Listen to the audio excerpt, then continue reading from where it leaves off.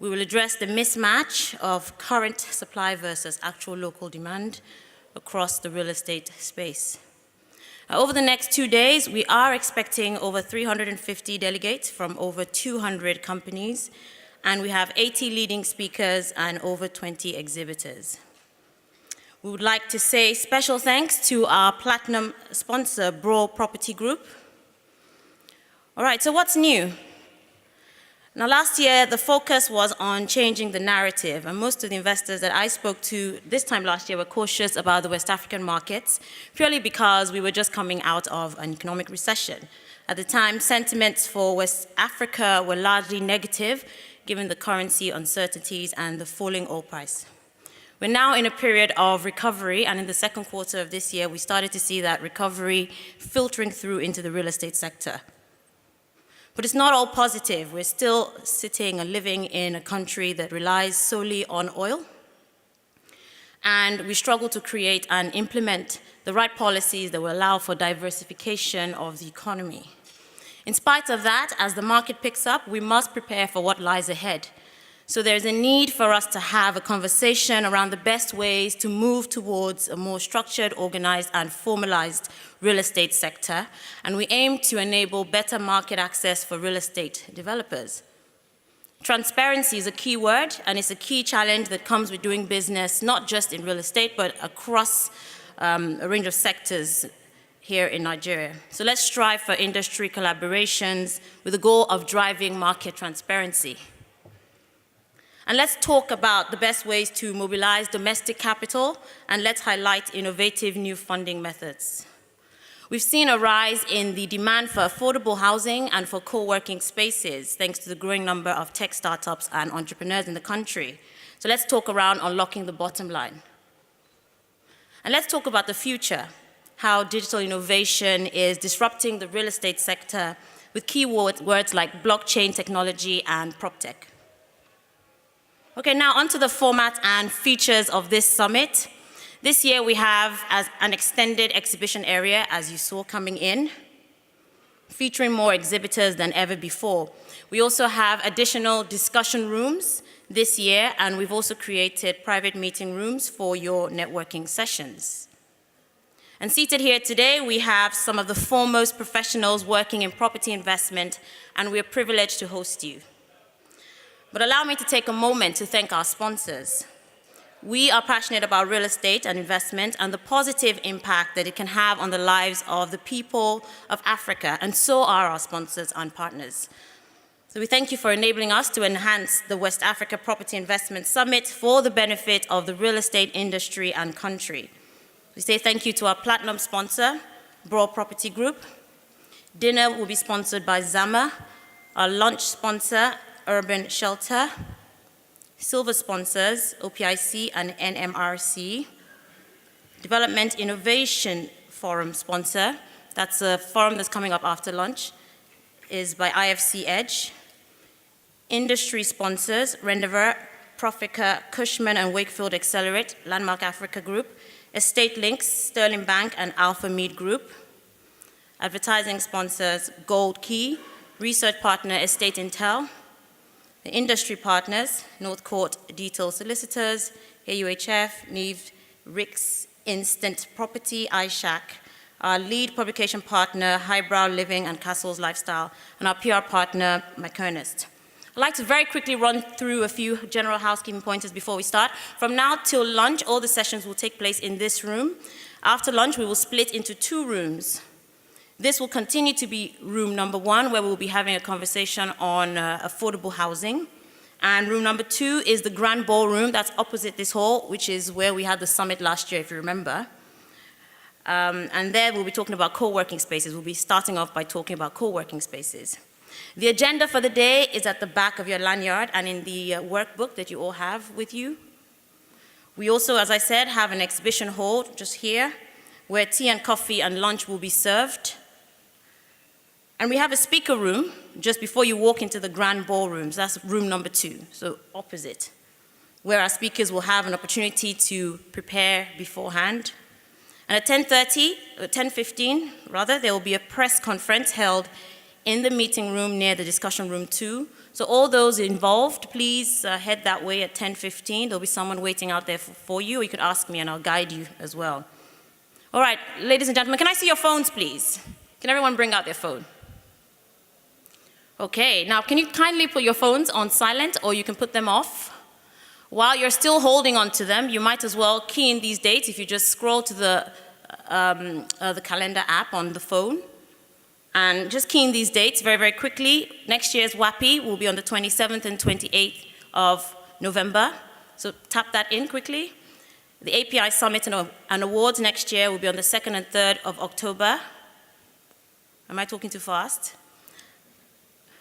All right, so WAPI 27th, 28th November. API 2nd and 3rd October. Franco Real Property Investment Summit will be 29th and 30th of October in Abidjan, I believe. Now, we actually have an app this year. So if you go to the App Store, still looking at your phones, you can search API events on there, and you can see, the agenda, some information about the speakers and sponsors today. Now, we want this session to be as interactive as possible, so do make use of our social media hashtag, which is WAPI Summit 2018. And just to let you know, issue 4 of Africa Skyline magazine is available, so visit africaskylinemag.com. The next issue will be published in April, so you want to get your hands on this one. Now, we will be keeping to time. I know we've started slightly late, but we're going to catch up. So I ask all moderators and speakers to kindly keep to time and look out for my signals. I will let you know when you have 5 minutes left, after which we can then throw to 5 minutes Q&A. If you take the 5 minutes, there won't be any Q&A. Lastly, in the Q&A session, please keep your answers, your questions as questions. I will allow 10-word comments. So if you have comments that are very short, that's fine. But if you want to say more, do take the conversation to Twitter, use the hashtag, and carry on the conversation there so we can bring in more people anyway. Okay, just to let you know, there will be networking dinner tonight at the Sky Restaurant, and that's only available for delegates who RSVP'd before today. So if you sent us your details, do remember to join us for that at the end of the day. Okay, time is money, so let's get straight into it. We will start with a 15-minute welcome address, and it's by our platinum sponsor, Brawl Property Group. Ladies and gentlemen, a round of applause as we invite Bolaji Edu, CEO, Brawl Property Group, to take the stage for the welcome address. Thank you.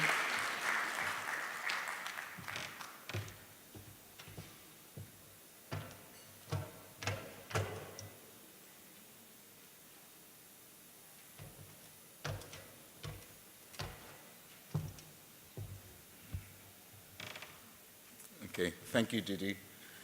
Thank you for your warm welcome to everyone here. And thank you to all of those who have made it, despite the rain and the traffic and all the other sort of challenges that we meet on a day-to-day basis here in Lagos. So let me start. On behalf of all the organizers, API events, the sponsors, I'm standing here on behalf of Brawl Property Group, Brawl Ghana, and Brawl Nigeria, and the partners and speakers. It is my pleasure and my privilege to welcome you all to the 4th edition of the West Africa Property Investment Summit and Expo, taking place here in this lovely venue, Eco Hotel and Suites, and in this great city of Lagos. Brawl Property Group, and in particular Brawl Ghana and Brawl Nigeria, are once again proud of being the platinum sponsors of this industry summit. And together with API events, we are delighted to have drawn together the leading property figures in West Africa to discuss this year's theme, recalibrating supply and demand for sustainable growth, with presentations and insights from major stakeholders, including our silver sponsors, OPIC and NMRC, Development Information Forum sponsors, EDGE and the IFC, and the industry sponsors, Rendeavor, Profica, Cushman Wakefield Accelerate, Landmark, Estate Links, Sterling Bank, and Alpha Mead Group. As mentioned, the theme this year is recalibrating demand and supply for sustainable growth. We are all aware of the numerous and deep-seated challenges that the economy faces, and especially in Nigeria and also in Ghana. In Nigeria, the benign economy that we experienced from 1999 to approximately 2014 seems to a lot of us almost like a century ago, and it's very unlikely that this will be repeated. We therefore must not look at the past, but must focus on the future and in developing solutions to the new and evolving encounters that we will face both now and in the 21st century. We can name some of these challenges, which include high unemployment, infrastructure deficit, educational standards, stagnating income, and also on a bigger scale, the impact on the built environment brought upon by global warming and climate change. However, these challenges also provide opportunities for progressive thinkers, game changers, and risk takers, real leaders who are prepared to push through and apply blue sky and out-the-box thinking, and conducting interactions and transactions in the marketplace. We are looking for those who are seeking new and sustainable ways to operate by harnessing technology to bring the sector into the modern era. Those formulating platforms that will bring in the necessary investment to transform our living and working environment. In this, we can become the game changers, disrupting the way that things were done and viewed in the past, and look into the future. And in this, we are redesigning space concepts and filtering through strategies for increased efficiencies. From this, we can help to build a situation where the West Africa property market is propelled to greater heights and is viewed as an attractive investment proposition by the global investment community. Coming to Broad Nigeria, as the largest independently owned Pan-African commercial property services company, Broad Property Group, Broad Ghana, and Broad Nigeria, and all our affiliates offer progressive and game-changing solutions built around a culture of innovation distinguished by service excellence and long-standing client relationships, which is why we are renowned as a progressive property people. Our affiliation with the global real estate and investment giant, CBRE, gives your property strategy the leading edge. At Brawl, we are committed to Nigeria and committed to Ghana and to providing property solutions across West Africa. We pride ourselves on looking forward and looking at ways to disrupt the normal processes as progressive property people. We look at how we can change the game, make our contribution, and leave a legacy to the world of real estate, both across West Africa and across the African continent. As a progressive property people, we know it is impossible to make this change in isolation. We can only do this working in partnership with our clients, other service providers, stakeholders, and regulators. For all of you here, let us all strive to work together in recalibrating the West African market for sustainable development and growth. As the platinum sponsors of this prestigious event, Broad Property Group is pleased to welcome you, and I wish you a very enjoyable conference and successful networking over the next few days. Welcome to WAPI 2018, and welcome to Lagos. Thank you very much. There's going to be a video now.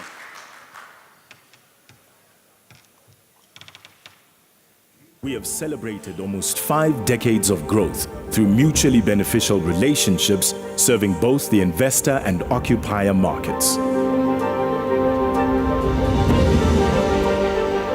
As the largest independently owned Pan-African commercial property services company, we not only imagine solutions that add significant value to the bottom line, but we also deliver on these ideals. Imagine that. With a culture propelled by high performance and distinguished by service excellence, we stay focused on being people-centric. This promise to keep people first by caring for our diverse workforce ensures that we consistently deliver beyond expectation. Our ability to innovate, coupled with our advanced technological solutions, allows us to remain progressive. We are Brawl Property Group. We are progressive property people. All right, now next up, we're going to have a 25-minute opening address from Andrw Nevin, his partner and chief economist at PwC Nigeria. He will present on the global view on geopolitics, oil, and macro. He'll talk about how global volatility is impacting on the real estate market. Round of applause, ladies and gentlemen, as he takes the stage. Thank you. Good morning, everyone. Thank you so much. Delighted to be here. Thank you to the organizers. I'll stand on all existing protocols. So let me just start. When we said I'm based here in Lagos, I've been involved in the economy and serving clients for a decade. I've lived here for 7 years. I didn't come here to be chief economist. I was sadly forced into it by events of 2014 and 2015. I'm paid in Naira, I pay my own car, I own a house in Lagos, which I have a mortgage at 21%, so I'm fully Lagosian. So, and I spent a lot of my time talking about the economy in Nigeria, and of course that's not a fantastic thing to speak about, so I'm delighted today that I was asked to talk a little bit about the global situation, though at the end of it I'm not sure it's much better than the situation in Nigeria. So let me just Oh, that's great. Let me just start out by saying I think that the world has been undergoing a massive shift, but it's accelerating in the sense that it really truly is a multipolar world. So at the end of the Second World War, 50% of all manufacturing production was in the United States. And I remember when Goldman Sachs, I think, came out in 2004 and said that one day the Chinese economy would be larger than the United States. And they said that might happen about 2050. And at the time, people laughed at that. They thought it was preposterous. And over the years from 2004 to 2004 till today, of course, the date that the Chinese economy will be the world's largest has come in and come in and come in. And in fact, in purchasing power terms, it's as large as the US economy. So that day has arrived. But it's not just a story about China. There's so many things going on in the world that show how multipolar we are. And I'll show some other numbers a bit further, but a couple of things. Of course, with the Trump effect, he's accelerating it. So you now have India and Russia, for example, trading in native currencies, moving away from the US dollar system. You have China opening swaps with Nigeria. These are indications that the trade and investment flows are moving away from this Western-centric model. And I think for many Westerners who live in London or New York, moving away much faster than they can actually believe. So we genuinely live in a multipolar world, and I think the implications for Africa are profound. We're already grappling, of course, with our relationship with China, but we have critical relationships not just with China, also with India, with the Middle East, with South America that go beyond the bounds of our traditional Western relations. And those of you, I don't know how many others, I spent a lot of time with the British at the Deputy High Commission. For a long time, it turns out they thought I was British, so that's why they invited me, but I'm Canadian. But the Brits are making an enormous effort with their relationship with Nigeria right now because of Brexit. and also because of they see others are trying to have the primary relationship here. So for example, many of you might have seen Theresa May was down here recently. Prince Charles was here last week. The Lord Mayor was here recently as well. So it's just an indication that there's a competition for attention from Africa. So let me talk, I said I'd talk a little bit globally. You know, at the end of the day, I think I'm one of the believers that demographics are destiny. And so you can see, I think you've seen these numbers, this sort of numbers, but I mean, when I was born around close to 1960, 3 billion people, we're getting up to 10 billion people, and where those people are matters. And I was asked to talk about the implications of the global economy on the real estate here. It matters for what happens here in Africa and here in Nigeria. And if we look at this by region, what this chart shows is India, a subcontinent basically, China, and the red line is sub-Saharan Africa. So where we're headed to is a world where the three major population poles are those three areas on that. And I mean, this particular projection, I think it's the middle projection from the World Bank, has us slightly low, but it doesn't matter. It's just, you can just see, in fact, these three groupings of population are about equal. Everyone else in the world, their population is flat or declining, in fact. South America may be growing a little bit slowly. I mean, we're below replacement fertility, of course, in North America, except for immigration. We're below replacement in every country in Europe. The only one that has enough immigration to grow the population is essentially the United Kingdom, for now at least, on that. So the Asia, sorry, China bloc, subcontinent of India, and sub-Saharan Africa are the major poles.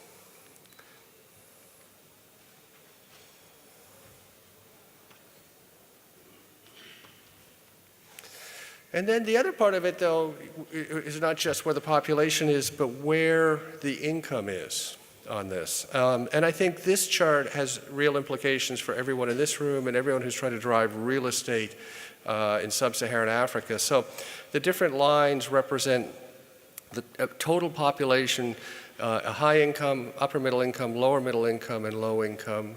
Again, the World Bank estimates. So to put this in roughly, low income is below $1,000 a year, GDP.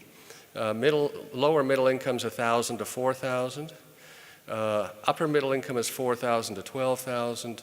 And high income is over 12,000. So you can see that if you look at this chart closely, you can see that actually the biggest blocks are upper middle income and lower middle income. And they're huge and they're growing. And the yellow one is the lower middle income. So it is the fastest growing block of population globally.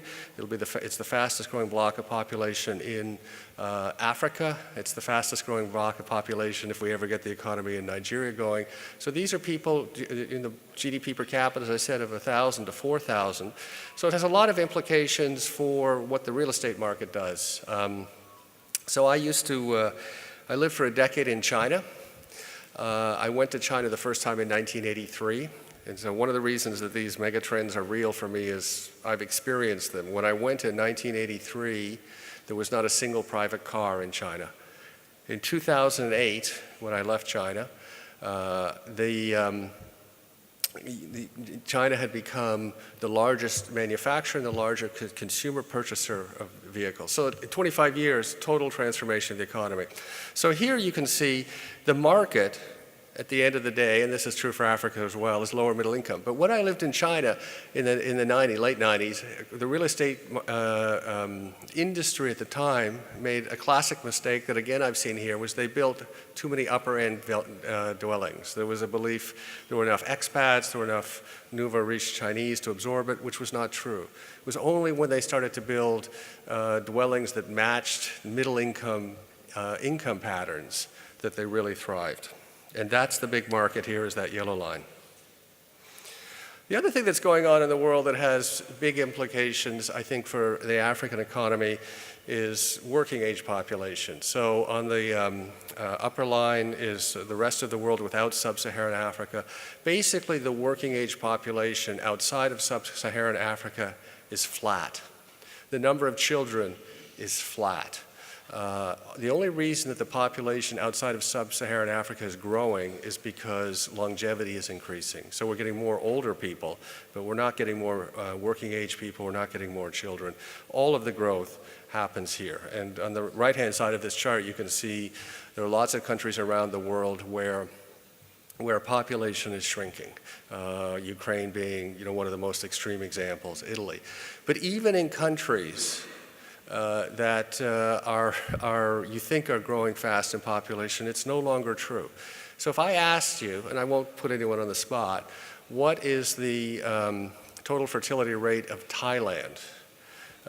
You might think it's 3.5. I think I may be corrected, but it's 1.7. So the Thailand's population is going to start to shrink eventually. If I asked you, what is it in Bangladesh? You might think that it's, again, 3, 4. I think there was a survey in the UK, most people thought it was over 4. It's 2.3 on that. So around the world, population is not growing except here. And of course, that's both an opportunity and a threat. And real estate's right at the center of it. So we've talked about demographics here. This now brings it back to Nigeria, as I said. So the upper line is our population growth rate here in Nigeria. The lower line is the global population growth rate, which, as you can see, has been in continuous decline on that. When we have population growth, everyone needs a place to live. Everyone needs a place, even if you run an internet business, even if you run it out of a hot desking situation, there's some physical space that needs to be supplied to do that. And of course, all of this demographics, I didn't bring any slides today, but is also accompanied by urbanization. So you simultaneously have very large population growth and you have an increasing urban concentration, which means that the growth rate of population in the cities, of course, is much higher than just the 3% that we have here. Now, so I do think I put these slides in the wrong order, the team did, I apologize for that, but I do want to make one point about where we're at economically. So I get asked sometimes, why is sub-Saharan Africa struggling so much economically? And what I say is, well, sub-Saharan Africa is not struggling. There are lots of bright spots. Kenya, Cote d'Ivoire, Ghana, Botswana, Namibia, Rwanda, Ethiopia. The problem right now in sub-Saharan Africa, from an economic growth viewpoint, are the giants of Africa, which are Nigeria and South Africa. In this particular slide, I've just shown the GDP growth rate in Nigeria. For those of you who are Nigerian, you'd appreciate this. So when oil was $100, all of the surplus at that oil price was either consumed or stolen. Sorry, there's press here, right? I won't say diverted.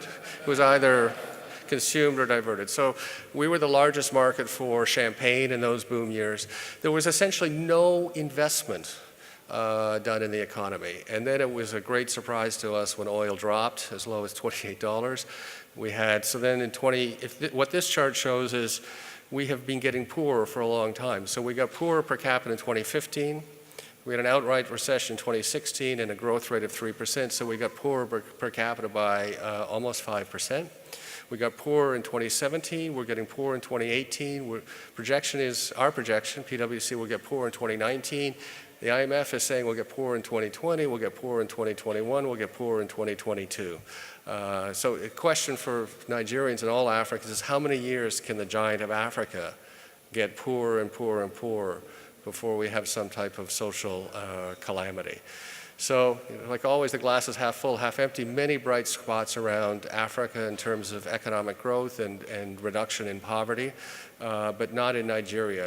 I think many of you know that we were just sadly named the country that has the largest number of people in absolute poverty, 87. I tend to think 100 million is a rounded number, but I believe the number was 87 million, which now exceeds India. Of course, India has a population of almost 1.4 billion. So very difficult times here in Nigeria. And of course, we're coming up to an election. You can obviously imagine from an economic viewpoint, we've, as I said, had a difficult time under the Buhari regime. It's a critical election to see where we take this economy.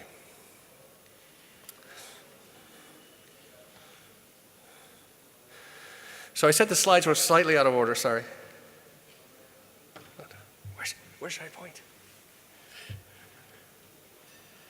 Okay, so the slides were out of order, so I was asked to do a global thing. So just, I said I lived in China for 10 years. So I lived from 98 to 2008. I had nothing to do with any, I was not a PwC, I was not a consultant. I had my own, I ran a number of companies. I ran a hospital during SARS, the international hospital there. The last thing I did in China was I had an internet company, internet startup, which failed. So I lost all my friends, all my money. It was a bit tricky.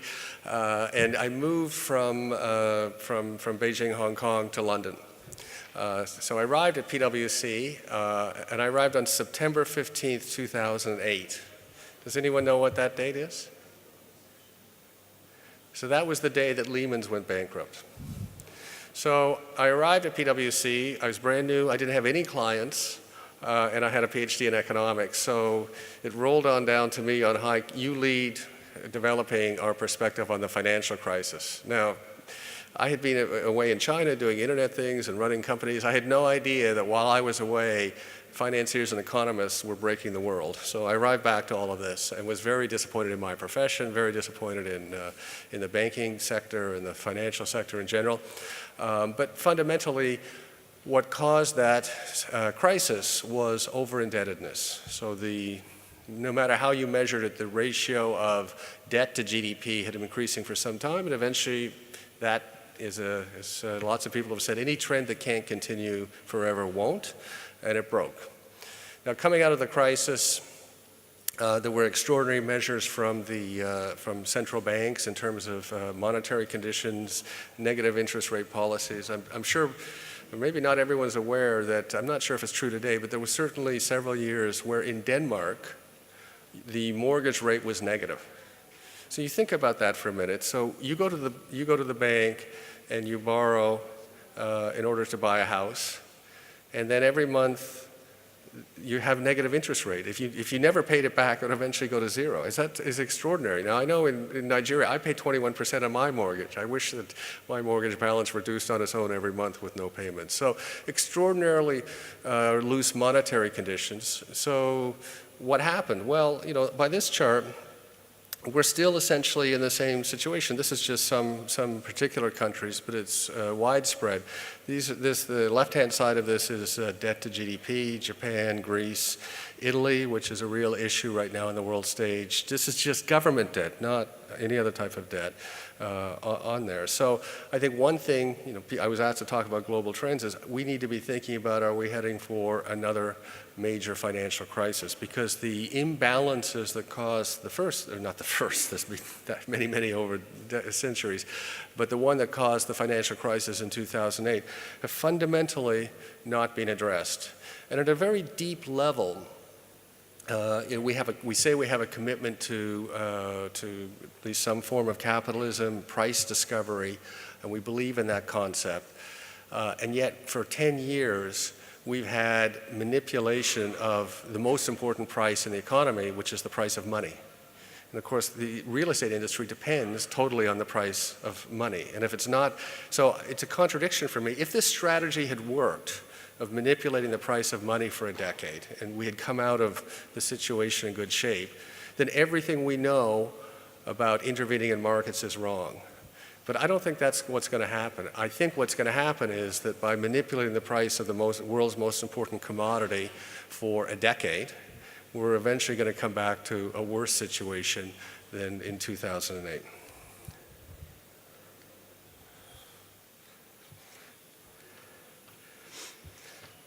So this looks at it at a global level. As I said, we thought we solved the problem in 2008. On that, all we've been doing is getting the last two lines of 2016 and 2017. We continue to have a amount of debt that increases faster than GDP. So I won't bore you with more of that because we should jump back to real estate for a minute.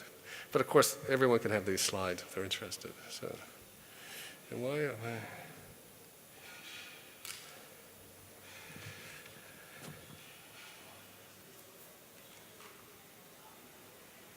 Okay, so let me jump to real estate now, because that's everyone's primary concern. So let me start by saying that at PwC, for probably 18 months or 2 years, we have been consistent in saying that real estate is the single most important industry in Nigeria, and I think in Africa. So I want you to give yourselves, and I'll give you a big hand, because being in real estate is critically important. And the reason I say that is, as I mentioned a little earlier, we all need a place to live. We all need a place to work. But also because real estate is actually the biggest path out of poverty and unemployment. So when real estate thrives, you have an entire supply chain. You have the inputs that come from local building materials. Most building materials have to be local, like cement. Then you also have the tremendous employment in putting together the construction, the dwellings, the plumbers, the electricians, the masons, etc. These people, when they're on site, have to be fed, so you have catering. Once you have a completed dwelling, people buy furnishings, they buy other household items. So it really is the engine, and if we're honest about what we think of as strong economic decades in the 50s and 60s in North America and Canada, they were driven by real estate. So my family was an immigrant family. We immigrated from South Africa in 1964. In 1968, my parents bought a house, 800 square feet in Canada, modest house, but it obviously had all the employment that went into it. And then we got some mortgage that was, I don't know, 95%, maybe 98%. I'm not sure. I don't think my parents had much money at the time. They had a 25-year mortgage, and that's what propelled the economy. And that's what the engine of growth that we need here in Nigeria. Now, we had a lot of gaps in Nigeria in terms of infrastructure, power, et cetera. Here are some numbers around the gap in terms of real estate. On the left-hand side, some of the barriers to it. We have huge problems with our land registries, you know. So one of the reasons I bought a property here was to understand the process. It took 18 months to be perfected on that. But the deficit that PwC puts out is 17 million units of housing on that. And of course, there's one thing here that's incredible to me, which we all know is on the bottom right-hand side, one point, which is my mortgage was 5 years. I mean, we know in developed markets, other markets, mortgages are 20 to 25, sometimes 30 years. Japan, multi-generational. I'm in a privileged position to be able to pay off my mortgage in 5 years, but there aren't many people who can do that. So all of these barriers are holding us back in Nigeria. And the net result is, as I said, we have the most important industry sector in the country, and I think in sub-Saharan Africa, and yet it's dragging us down. So the blue is the quarterly growth rates in real estate sector in Nigeria, and the gray is the overall economy. 2 minutes, okay. So you can see how dire the situation is, and I think everyone in this room, everyone attending the conference, has a major responsibility to make the real estate sector work on that. So the last thing I'll say, I am going to talk about blockchain. We have also been extremely vocal in Nigeria over the last 18 months about blockchain in general, but specifically blockchain for land registry. What's the barrier? One of the major barriers to real estate development. If you don't know the land, you don't invest in it. If you don't know you own the land. If the bank doesn't know you own the land, they don't lend to you. And if the securities market doesn't know you own the land, you can't securitize it. And unless we solve those barriers, real estate won't develop. And blockchain is the best technology to do that for the real estate. And I had one other clever slide, I thought.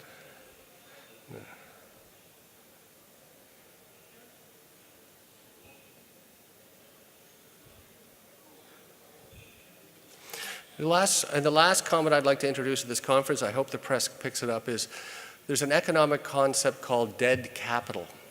So we don't invest enough in Nigeria. But that doesn't mean we don't have capital. It's just dead, D-E-A-D. We've estimated there's about $300 billion of dead capital. So this is capital that's locked in assets that can't be used. The largest amount of dead capital is real estate. So for Nigeria to succeed and stop getting poorer, we need to unlock that dead capital, and the real estate industry needs to make it happen. So thank you so much. God bless Nigeria and Africa. I think that's a good way to leave it. Thank you very much.